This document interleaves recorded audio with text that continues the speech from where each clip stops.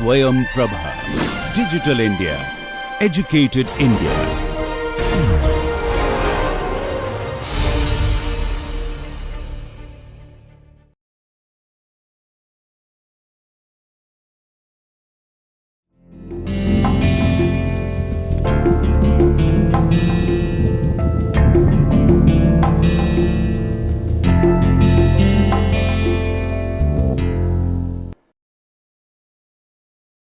Hello and welcome. The course is Appreciating and Writing Popular English Non-Fiction Books.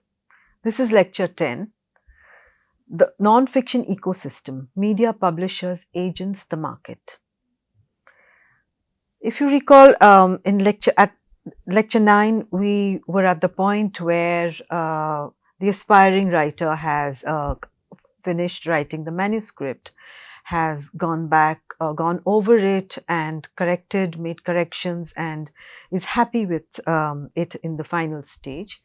The writer has also added all the elements that need to be added, like footnotes and captions and permissions and acknowledgements and so on and so forth. And so you have now a complete manuscript. So what do we do next?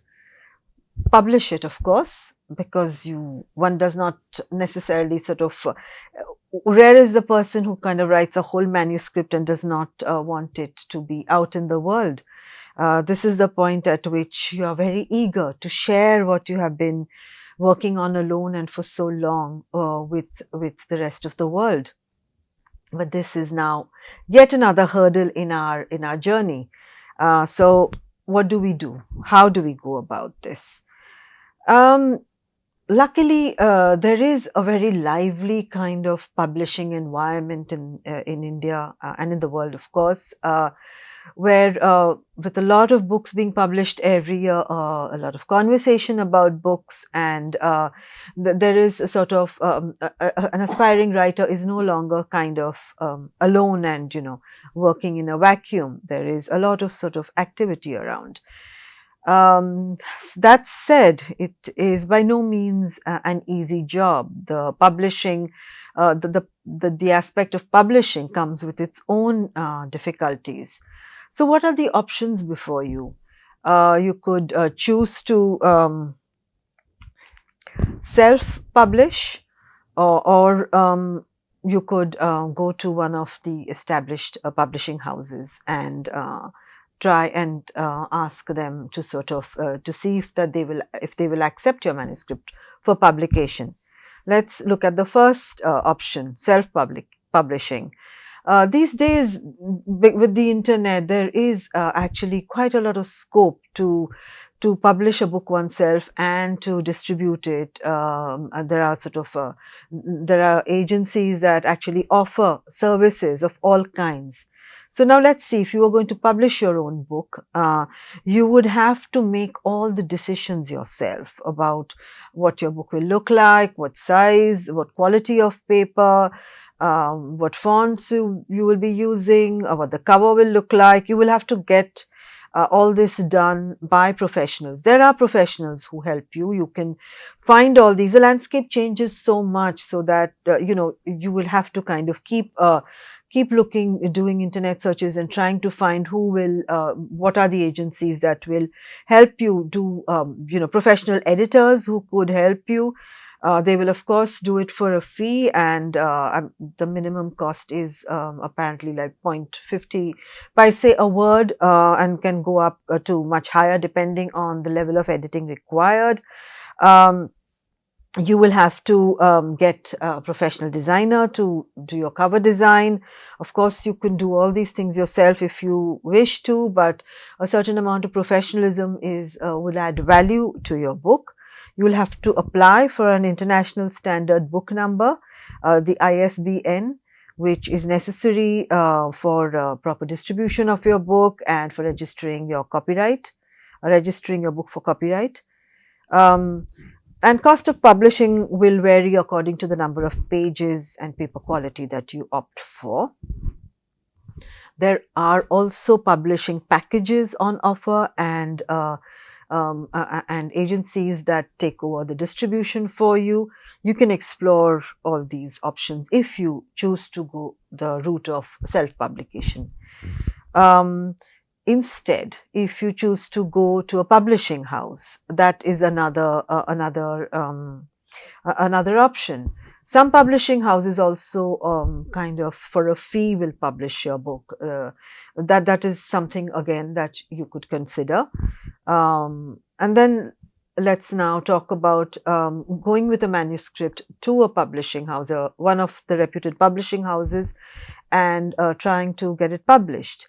Now, of course, a publishing house will, you will financially, your returns will be the quantity, the quantum of your returns will be in the sense that you will get a percentage. The royalty that publishers conventionally give go from anywhere between 7.5% to 10%. And if you choose to self-publish, of course, then you have greater control over your returns. On the other hand, there is value in going to a reputed publisher because the publishing house then lends weight to your book. There is a certain quality, sort of standard of quality that one can, sort of assume comes with a reputed publisher publishing the book. And of course, that publisher has, they have their own distribution network and marketing abilities. So it does help your book and help you as an author. So this is another option to consider. Most publishing houses these days do not look at books, manuscripts, except through an agent. I mean, some publishing houses will sometimes look at a manuscript that comes in directly from a writer. But so an agent is another sort of person you could try. Again, you will find lists of agents on the internet. Another way of attracting the attention of a publisher could be if you kind of look around and see if there are any writing contests that offer you some sort of publishing deal. Try and get your work published before, so that if you have an extract published somewhere, then it is easier to approach an established publishing house. But whichever way you do it, if you do go to an agent or a publishing house, you will have to write a book proposal. Writing a book proposal is an art, in the sense that you have to remember that you have to craft a proposal which keeps both, which is true to your book and expresses what is in the manuscript, but also does it in a way that you kind of put yourself on the other side. Put yourself in the publisher's, on that side of the equation, and look at your manuscript and say, well, why would I as a publisher want to publish this manuscript? So you try and craft your proposal in such a way that it has the salient points and the kind of it tells someone reading it why your book is good, why it needs to be published, who you are, and also build your, of course, establish your credentials, but do it in a way that a publisher or an agent looking at it says, well, yes, I can see why this book would have popular appeal. Why should I publish this book? So write a very strong proposal. Again, you will find, it's hard without, it's hard without seeing what is your material to kind of give you a more specific kind of tips for writing a proposal, except that, as I said, pull out the best, craft a proposal as well as you craft your manuscript. Write it as well, communicate it as well as you can to a prospective publisher. Okay, so at this point, let us assume that a publisher accepts your book for publication. I mean, or an agent takes it on and then manages to sell it to a publisher. So yes, that's an extremely kind of important step forward. So you have now, you will be called on to sign a contract. The contract will have will cover many areas. It will cover, for instance, translation rights, film rights, ebook, audiobooks, and various other sorts of areas that you will have to negotiate with the publisher according to how you want to go. Once the book is accepted, and then at some point, depending on the schedule of publication, the manuscript will be edited. Now, if you were going to self-publish, then this is a step that you would have to take yourself. Now, we've already talked, I mean, there's a certain amount of editing and reworking you did before you were even at this point, which was when you were completing your manuscript. And I said, well, you go back and rework and rework and rework. But this is a little different. This is when your manuscript, you have done the best that you feel able to do.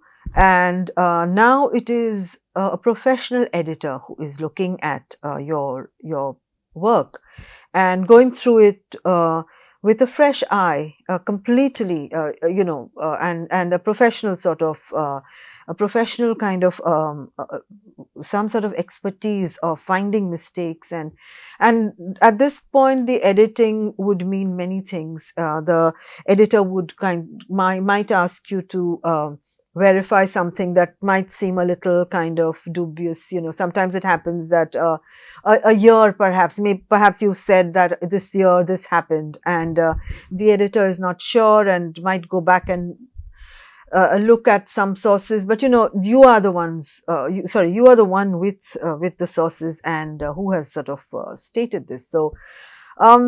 So anyway, an editor might ask you to verify something if it doesn't seem right. Might ask you to explain something a little better because it's perhaps not as has not come across so clearly to the person editing. Might ask for cuts if sometimes it feels like something has gone on too long. There will be a whole lot of and of course the language will be depending on how much work the manuscript needs. Some manuscripts don't need very much work. They just need sort of simple things like just checking for sort of grammatical errors or spelling errors, and of course certain fact checking is important, and some require a much more work, require quite a lot of surgery, where things have to be cut and maybe reworked and changed a bit. As a writer, it might seem difficult to let someone else into this this project that has been yours and yours alone for such a long time. But everyone needs editing, and it really is a good idea, and you would be very lucky if you found a good editor to be kind of to establish a good working relationship. Sorry, I should pull this up. So to establish a good working relationship with an editor and be open to suggestions, but be firm where required. Be flexible when you feel that there is a need for the suggestions are completely right, and perhaps sort of state your case a little. Be assertive if you feel that you really think that what you have, the way you've written it, is the best way to do it. But as I said, also be flexible. There are some things which will come up now at this point when you are readying when you and the publishers are readying the book for printing, and just before the book is going to be out in the market. And these are the kind of things that you would be looking at. It would be the book summary, it would be the writer's bio, it would be the writer's photo and the title. I'll just quickly deal with them. The book summary would be going at the back of the book. It will introduce the book, because when you are when you are in a bookshop, or where you're considering buying a book, or you're just browsing, that's what you look at. You look at the little description on the back flap, and you decide whether you want to or don't want to. Does it entice you enough? So the summary, you will usually be working at it in tandem with the publisher. But if you're doing it, self-publishing, then you have to write a book summary that is extremely enticing. Remember that on the one hand, it has to tell the reader what the book is about. So you do have to express what the book is, but it should also be written in a way that a reader would be attracted to. It should appeal to the reader, and so keep that in mind while refining the book summary. The author's bio is, of course, your own little bio. Again, write it well. This is all in your hands. So how you represent yourself well.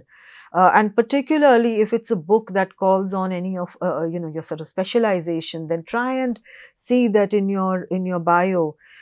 First of all, you're not going to have your whole resume up there. It's just a few lines. So make it as strong and as giving you as much credibility and as much connection to the subject matter of the book as it can. So, for instance, if you have written a book that is that deals with a very serious subject, then it's a good idea to pull up those credentials of yours that show that you have written other serious work or taught at a university or so on and so forth.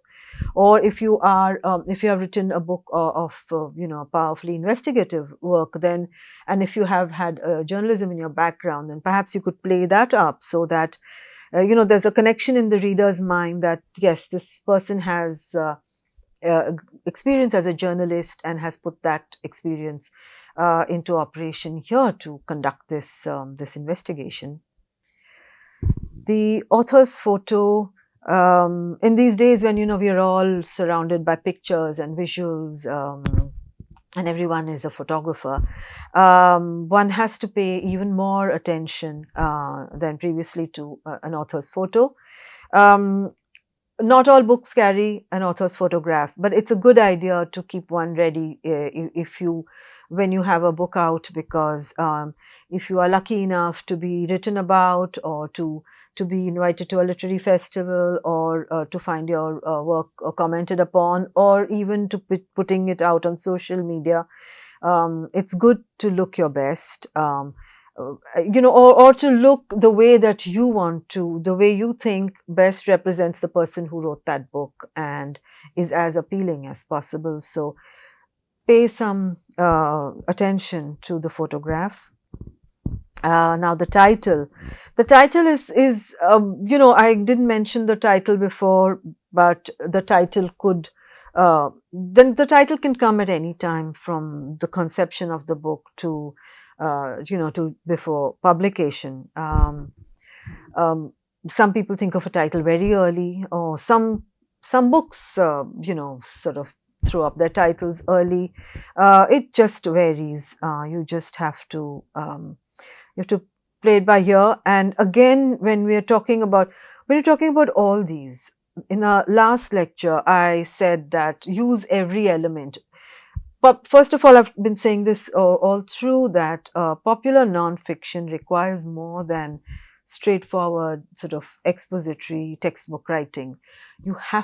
Style has to come into it. It has to be a writer's approach at various levels, of course. Some writing can be simpler and clearer and bring in maybe a kind of more a tone, a friendly tone, or it can bring in that element of popularity, popular appeal in many ways, and we've gone over some of the ways. Here I'm talking about the various elements now that we already have the manuscript and it's been written in whatever style and form and structure that you chose. Now you have it. Now let's make all the elements, sort of burnish them, make them all glow. So let your title be something that is attractive. If you notice, if you will look at popular non-fiction books, you will find that the titles tend to be, either directly speaking to you, or they are kind of, they seem to be, they follow a narrative sort of style, so they provoke some kind of curiosity.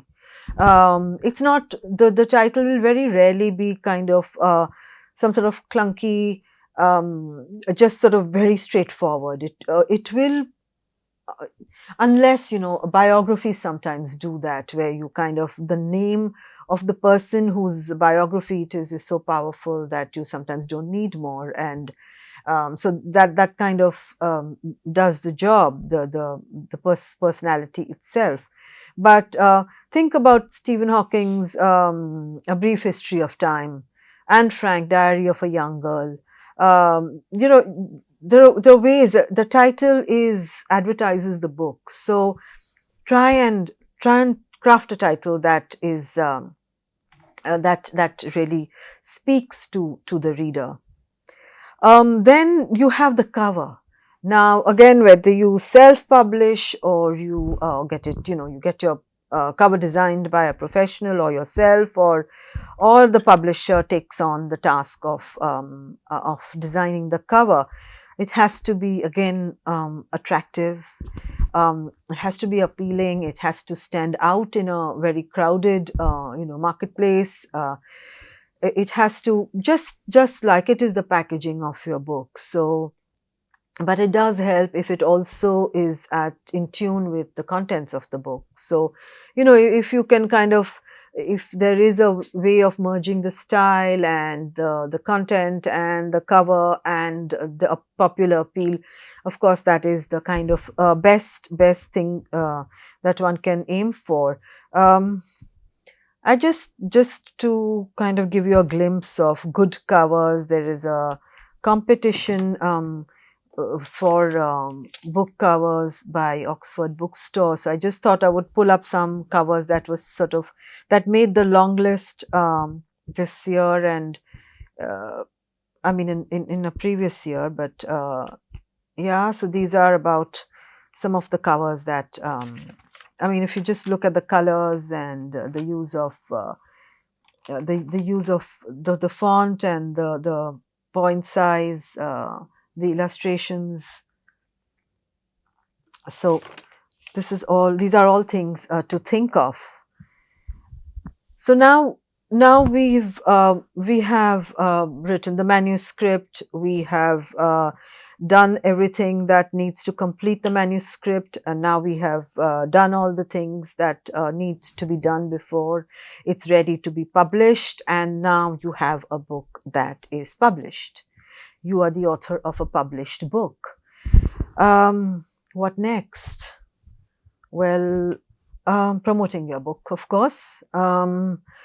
This is, in our time, the promotion of a book has become an extremely important part of the whole process, and which is why when I said earlier that there is, I think I said it perhaps in the last lecture, that there is an idea that an author is this dreamy, abstracted individual, working when creativity when inspiration strikes, sitting on their own at home, or this kind of idea. But just look at the things a writer has to do.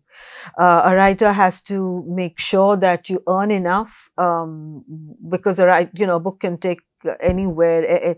It just can take a very, very long time, from months to years to decades to write a book. So how do you survive? Because at the end of the day, books don't make that much money. I mean, in the very best case scenario, and you would be very, very among a very, very kind of a rare sort of a minority, if you were to be able to live as a professional writer. So people do a lot of things.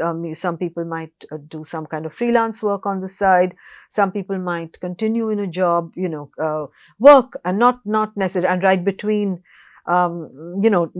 find out ways of carving out time to write while they're working, as in some job or the other. Some people, well, you could, as a non-fiction writer, you could look around to see if there are any fellowships that will fund the kind of work you want to do, or if there is something that you can do that does not take away too much attention from your work. One has to find ways of surviving, and some people are fortunate enough to have family support, so in that case, that does help. But what I mean is that really the contemporary writer of nonfiction has to be a writer and a sort of entrepreneur rolled into one, because you also then have to see that the book gets published. You have to get permissions, as I said. You have to make sure that everything is in order, and you have to try and sell the book to an agent or a publisher. And now, when we come to promoting your book, so as I said, a book is never done. So how do we think about promoting books? Again, in the times that we are living in, there are many ways that books get sort of introduced to a reading public. So it could be through newspaper reviews, magazine reviews. It could be through podcasts talking about books. It could be through social media, which is a really very, very important way to make your book known. And there are book launches, there are literary festivals. So all these sort of forums are available.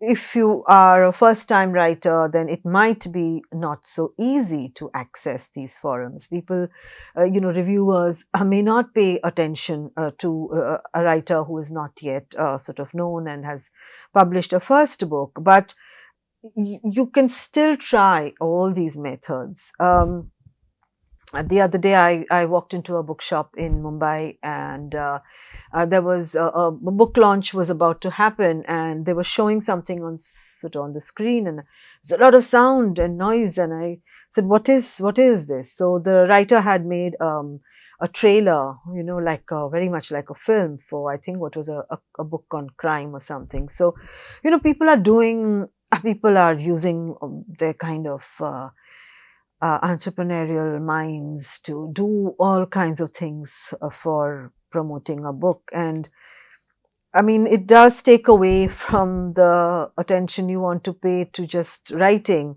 but you do want your book read, and you do want your book, your arguments, if you are making some, being considered by people. So one should work at doing whatever one can for one's book.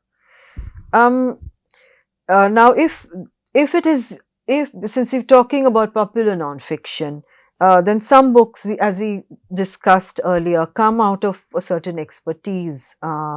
So what you can do, I mean, that can be one angle to sort of to the promotional exercise, where for books based on expertise, of course, you should study a subject as thoroughly as possible and establish your expertise, which will help you, in fact, communicate the importance of your book to a publisher. It's important because if you have, if you are a known expert, if the publisher, let's say, says, "Oh, I have heard of this person and read this person writing about this subject," and so the sort of a greater degree of welcome in that, if you are in that sort of situation.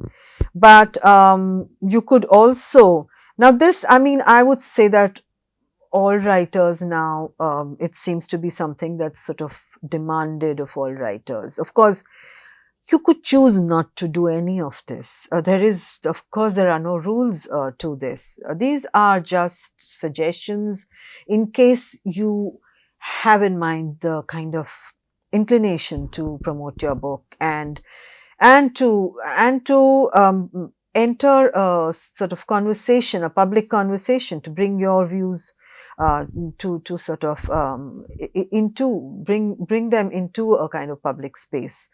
So there are a few ways in which you can build a public profile, and particularly if you want to establish your credentials in a field that you're writing about. So you could write articles for the media. You could write a blog, for instance. I mean, there have been cases, in fact, where publishers have actually sought out writers of blogs to write on a certain subject. You could enter controversies or comment on something that is related to your field, and that's sort of contemporary interest. So, while you are writing your book, and even before you think of writing a book, if you were doing all these things, it would certainly help you establish certain credentials in a particular field.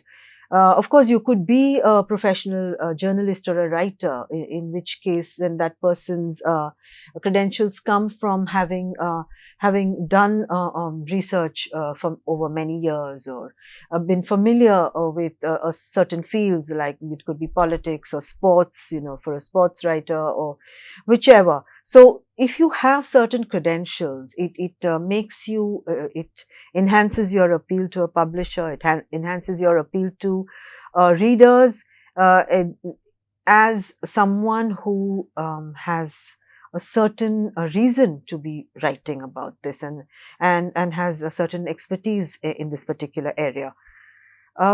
Attend talks and seminars, and if you can give talks or participate in discussions and public discussions, then again that kind of brings you to public attention and is helpful in promoting your book. And be thorough in your understanding, so that you create a very strong impression, and an impression of sort of someone who can be trusted, or whose style is appreciated, so on and so forth. So take care to do that, and the more kind of ways you can find of extending your I mean, the book is of course what we are concerned with. But if there are ways in which you can use your books to engage with, I mean, there have been cases where a writer has written a book, and then a filmmaker has, I mean, well, of course, making a film out of the book then is a sort of one way to go, and that is not necessarily a kind of not all books lend themselves to dramatization of that kind. So that's specific cases that it can work in. But you could find ways in which the subject of your book can be kind of drawn out and placed in another context, for instance, where you get another kind of audience. You are introducing your book to another kind of audience. It helps to be somewhat agile in this respect. But of course, I say it again that this is not does not suit every individual, and and it does take away attention and time from writing, but it does help the book, and so one has to kind of weigh the pros and cons and decide how one wants to go. Another way, of course, is if your book catches the eye of people in a certain position of influence, whether they could be well-known writers, or they could be people in well-known in society, an important industrialist, or for instance, in America, the sort of ex-president Obama, when he reads his reading list is sort of extremely of great appeal. A lot of people follow that list, and then kind of choose their reading material from that list. Or Oprah Winfrey, the talk show host, who also is very influential in creating tastes in books. I'm kind of trying to just state the reality of trying to get people who do not.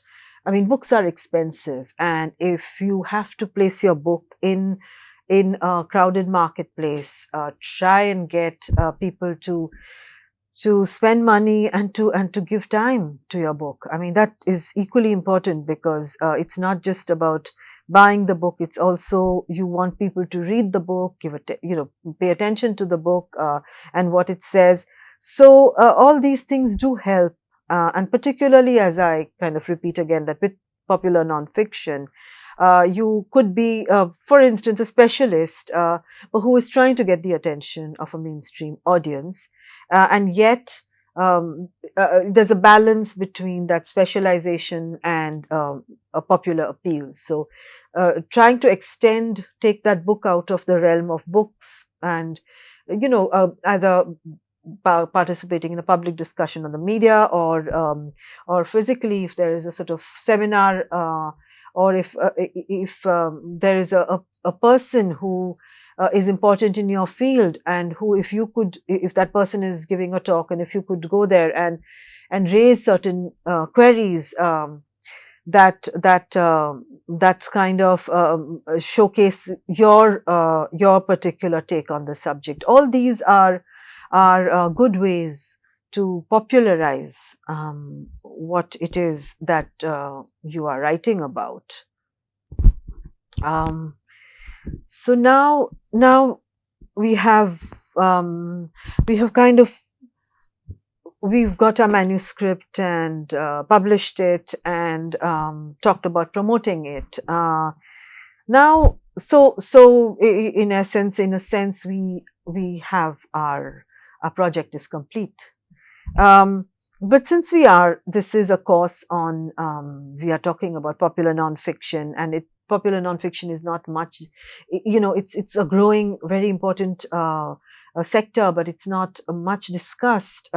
So I thought, let us pause and take stock. I mean, we went into the subject of popular nonfiction, and now I think I'm trying to extricate us a bit, and then trying to look at the subject from an industry point of standpoint. I want to kind of talk a bit about this environment in which this genre of writing occurs. So I thought, let us look at, let us just, as I said, we're talking about books, we're talking about writing, and we're talking about craft, and we do have to keep in mind that there is, in a sense, there is some sort of an object, which you can say is a product in some ways, because it is to be communicated or sold, or to get the attention of a reader, and that sort of circle, and that connection has to be made. So let us look at the publishing. Let us look at the sort of industry, the work of publishing. So we'll start by just looking at the publishing industry in general, not nonfiction or fiction to begin with.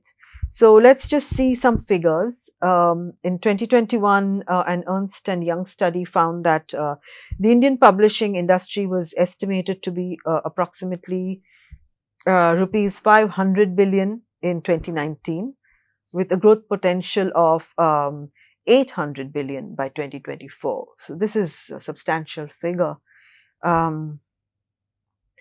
So keep in mind, what is the size of this industry.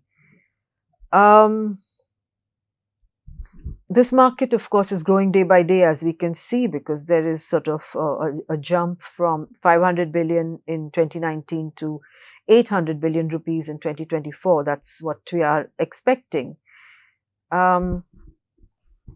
According to CNBC, India's consumer market. So I'm sorry, I should step back a bit. I just want to say that if this is the publishing industry, then something is driving that publishing industry. So this is India's consumer market, which is set to become the world's third largest by 2027, behind the US and China. So you can see that there is an expanding consumer base and an expanding publishing industry. Clearly, the two have gone side by side. But remember that till a few years ago, when we talked about books by Indian authors, people instinctively thought of novels and stories, that is fiction, the literary genre that we have discussed earlier. Um, in 1981, Salman Rushdie's path-breaking novel Midnight's Children was published and also won the acclaimed Booker Award. The worldwide success of this book was followed by the Booker Prize for Arundhati Roy's God of Small Things in 1997. Both served to cast a spotlight on Indians writing in English.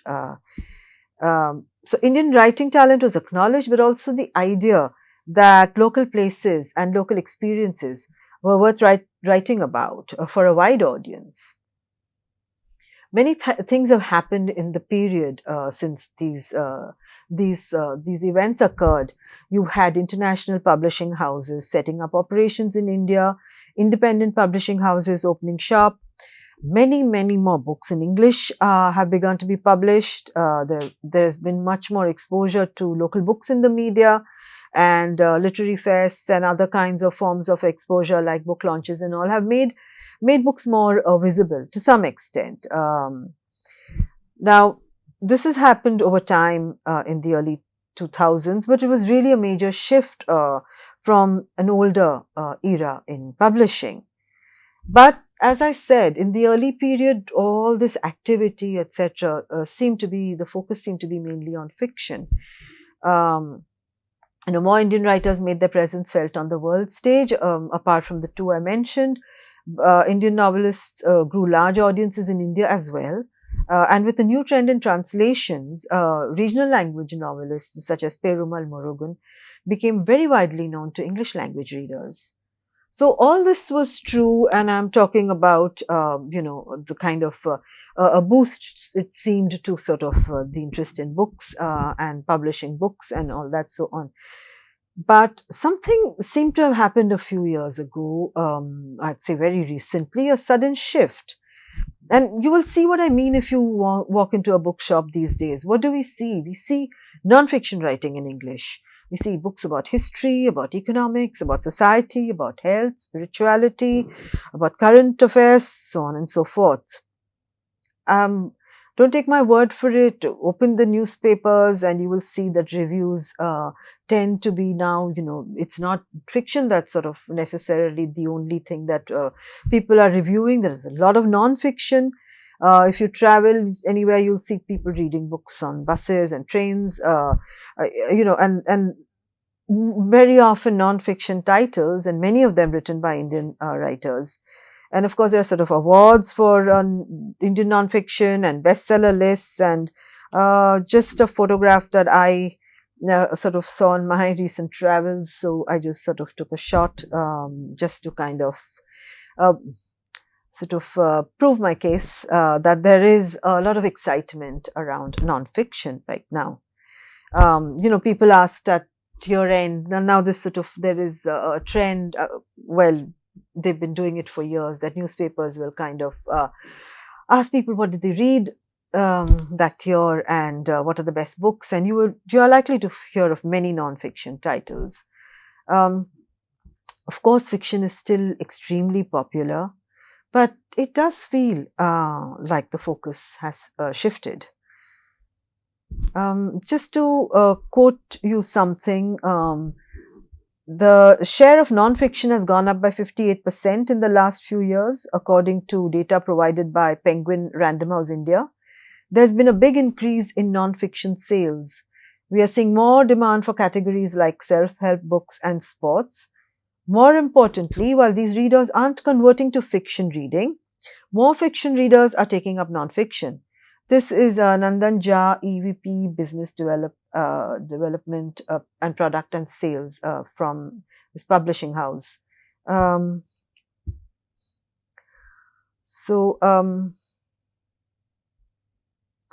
The agency Nielsen, which is a market research agency which researches the media and is very well known for that, has a similar finding.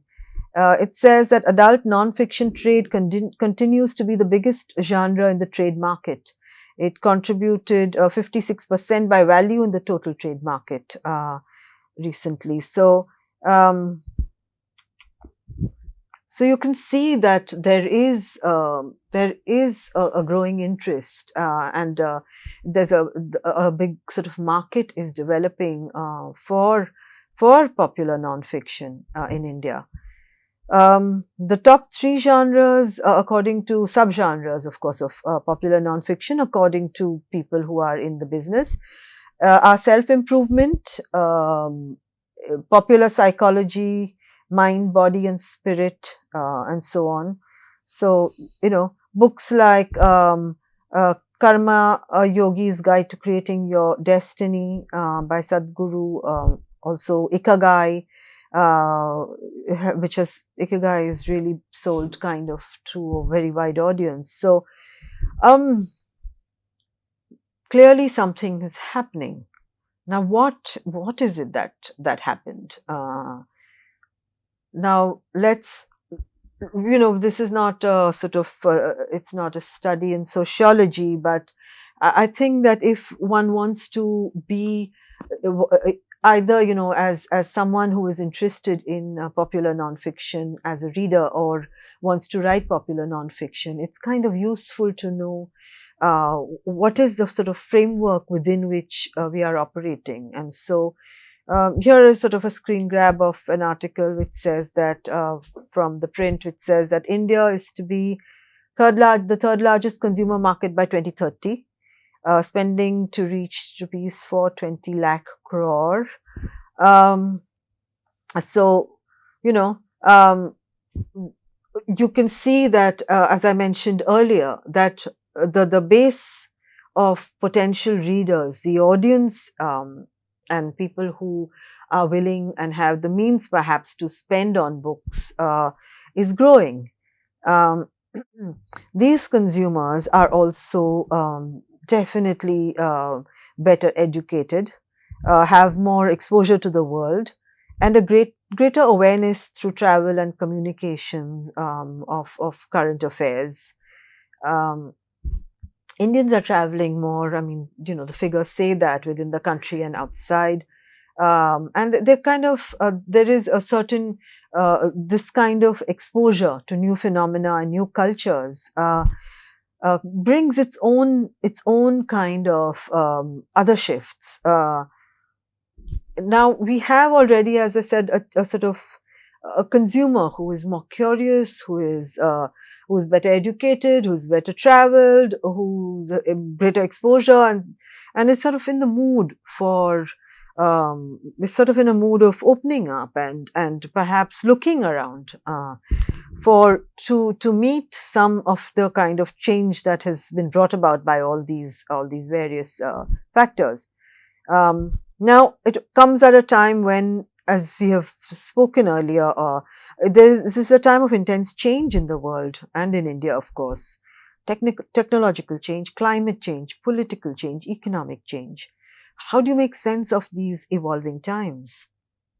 So the kind of new Indian consumer is looking for a way to make sense of her environment. And as we've even talked about before, that typically it would have been, perhaps the media might have met this need, this sort of curiosity, but the media has sort of burgeoned and is now a growing and expanding presence, but yet because of its limitations of time and space and the need to kind of quickly communicate information and news, it cannot do perhaps certain things which is now seems to be required by people in our times, which is the sort of need for perspective, the need for understanding, and not just that. I mean, if you are kind of exposed to new cultures, so you want to know about the place you're going to, you want to know about the society you are entering. If you are now kind of traveling more, you want to know, you want guides that help you make sense of, or kind of tell you where to go and what to do, what to eat. There are people now who are kind of changing lifestyles, So they need to they find their way, feel their way around, and perhaps the news media cannot meet all these sort of varying needs. There is, of course, a great need perhaps for more knowledge and for a more sophisticated understanding of what is going on around us. And for that, you need something. You need, when a writer puts her or his mind to a phenomenon, studies it, goes out and does research on it, comes back and then makes a kind of a text that has been checked, fact checked, verified, and written in a way that takes care to communicate to the audience, then this becomes a very valuable asset in a situation of fast change. So so it's not surprising. It's not surprising that we are seeing this sudden kind of surge in nonfiction and popular nonfiction in India.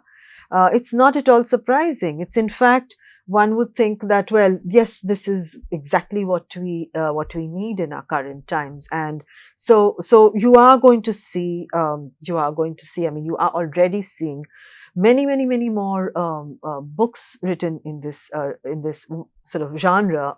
Of course, in many of the subgenres, you are also you're seeing new writers. You are seeing people who might be kind of not writers at all writing books, and you might and as I said that this sort of shift all around you might have provoked your interest even in kind of taking this course, because you see that popular nonfiction has become something that is all around us.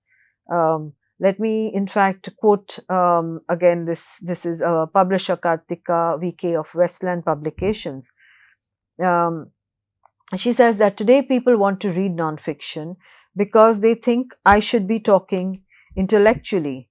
So nonfiction is sort of adding a sort of perceived notion of intellectualism to kind of common sort of just social intercourse and social conversations, and so you see that this is a kind of phenomenon of its times, and we have been talking about it as read, from the point of view of wanting to read or wanting to write, and now we're kind of seeing it as also a sort of wider phenomenon within which our discussion has sort of taken place, where it fits in. I also want to kind of quickly suggest that we have talked about reading and writing, but of course there are other careers that might, other kinds of activities that come with this trend, and that we could perhaps, now that you have kind of gone through this course, you could kind of, it will help you perhaps navigate the industry and have a look at some other options that could be considered. So you have, I mean, in the publishing field, you have there are professional editors, so that's a kind of an activity and a job. There is, of course, marketing and need for people who kind of market books, and again that would require a specific kind of understanding. I mean, you would have to know what books are, and it's not like other products. It's not perhaps like other consumer products. It has its own specific requirements. Then, of course, there's sort of reviewing of books, which is also something. I mean, a lot of people are now either reviewing for the kind of for media houses, but also on their own, and have become kind of trusted voices very often of judging books and providing some kind of guidance on what to read and what not to read. There could be a position for a research assistant, I don't know if this is yet a sort of requirement, because I think most writers would probably be doing their own research. But this could be something that might become a need, where an established writer um, is sort of working on a very large project and needs people to help with some parts, some aspects of the book which require research. Then, of course, there is book designing, which is very sort of there's some excellent people who design books, and very talented book designers, cover designers, and so that's, of course, another activity that is part of book publishing. And then, I've just sort of put podcasts and documentaries here, podcast and documentary here, because that's again a growing field. A lot of people doing podcasts and documentaries. And while this course is not designed for that, I mean, we were talking about books specifically, and I was very kind of keen that we focus on books, because that really does require that kind of understanding, and kind of going through talking about craft, and it has its own specificity. So I did not want to talk about other forms of nonfiction here, but there there would be a takeaway for people who are who are into podcasts and documentary, that field, because many of the things that we've talked about here, like form and structure and style and research, we sort of share. There are sort of there's certainly things that can be useful when we look at other fields. And then there is, of course, ghostwriting, which is when someone who's not a writer but is a well-known celebrity of some in some field or the other is called upon to write a book, or write a memoir, or an autobiography, and chooses to pair up with a person who is a writer. So, and sometimes that writer could get a byline, but most often not, or perhaps would be thanked in the credits. But that person would be paid, could negotiate a fee for co-writing, or actually writing the book based on the person's, what the person kind of reveals of himself or herself to the writer, and makes the text very readable. And so that is again, and it is again a growing kind of field, because you have a lot of very well-known people who are not writers now writing about themselves, and those books are do have a popular appeal. So here we are at the end of our course, Appreciating and Writing Popular English Nonfiction Books. I've tried to help you enter the world of popular nonfiction, talked about reading, talked about craft, talked about the industry. I hope it has been a journey that has some meaning for you. I have enjoyed very much taking it with you. Thank you so much.